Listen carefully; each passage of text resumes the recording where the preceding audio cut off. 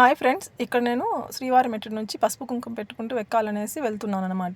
So early మార్నింగే ఇంట్లో ఇంకా పిల్లలకి బాక్స్ అవన్నీ తెలిసిందే కదా. సో అవన్నీ రెడీ చేసేసి అక్కడ నుంచి పూలమట్టంకి వెళ్ళి, తిరుపతిలో పూలమట్టం ఒకటి ఉంటుందన్నమాట. అక్కడ దొరకని ఐటమ్ మంచికైనా చెడుకైనా అన్నిటికీ అక్కడ దొరుకుతాయి, అన్ని వస్తువులు అన్నీ దొరుకుతాయి, పూజా సామాన్ అంతా.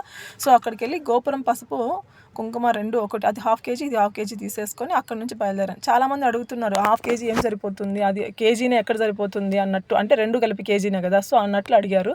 సో ఏం లేదు, నేను వెళ్ళేది శ్రీవారి మెట్టు నుంచి 2388 స్టెప్స్ ఉంటాయన్నమాట.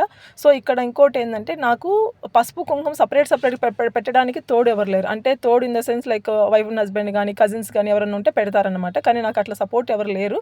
సో నేను ఇండివిజువల్గానే వెళ్తున్నాను కాబట్టి రెండు మిక్స్ చేసేసి కొంచెం పల్చగా కలుపుకోవాలి. మిగలబెట్టేయాలని కాదు, పల్చగా కలుపుకుంటే మనకి స్టెప్స్కి అంటించినప్పుడు ఈజీగా అంటుతుంది అనమాట. అదే కానీ మనం తిక్కుగా కలుపుకున్నాం అనుకో, అది అంత అంటలేదు, రాలిపోతూ ఉంటుంది, అంత బాగుండదు. మరీ లూజ్గా కాదు, మరీ తిక్కుగా కాదు, అలా కలుపుకొని ఇలా పెట్టుకుంటూ వెళ్ళిపోవడమే. చాలా బాగుంది. అసలు యాక్చువల్గా నాకు కొంచెం బ్యాక్ పెయిన్ ఉంటుంది, కానీ ఆ బ్యాక్ పెయిన్లో కూడా అంత ఈజీగా ఎక్కగలుగుతాను కళ్ళ కూడా ఊహించలేదు. ఏమవుతుందేమో అన్నట్టే వెళ్ళాను, కానీ అవలీలుగా పెట్టేయగలుగుతానన్న విషయం నాకు తెలియలేదు. బికాస్ ఆఫ్ స్వామి మహిమ, అంతేనండి. స్వామి లేనిదే ఏదీ లేదు. స్వామి నడిపించుకుంటాడు. మన సంకల్పం బలంగా ఉండాలి, ఆయనే తీసుకెళ్తాడు, ఆయనే పెట్టించుకుంటాడు. ఆయన మనసులో లేనిదే మనం ఎక్కలేము, ఏ పూజ చేయలేము, ఏ వ్రతము చేయలేము, ఏ నోము చేయలేము, ఏది చేయలేము, ఏ దేవుడి గురించి అయినా కూడా.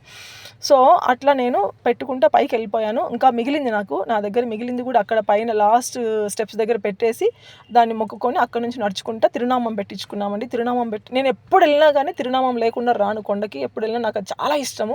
అక్కడక్కడ మనీ ఇచ్చి పెడతారు, ఇంకా చోటు సేవకులు అంటే శ్రీవారి సేవ వాళ్ళు ఉంటారు కదా, వాళ్ళు కూడా పెడతా ఉంటారు. సో నేను అక్కడ పెట్టించేసుకుంటాను. అక్కడ పెట్టించుకొని ఇంకెళ్ళి దీపం పెడదామని కూర్చోగానే వర్షం దంచి కొట్టింది, మామూలుగా పడలేదు. వర్షం దంచి కొట్టడం. ఇంకా ఓపెన్ ప్లేస్లో పెట్టలేక పందిరి కింద కూర్చునేసి, అక్కడక్కడ ఉంటాయి పందిర్లు, సో అక్కడ కూర్చొని పెట్టేసి ఇంకా స్వామికి రాజగోపురానికి హారతి ఇచ్చేసుకొని అక్కడ కాసేపు నిలబడ్డాము. అయినా తగ్గట్లేదు, ఇంక ఇట్లా అవ్వదు, లేట్ అయిపోతుంది అనేసి అక్కడ నుంచి నడుచుకుంటా మళ్ళీ వరాహస్వామి గుడికి వెళ్ళాం అనమాట.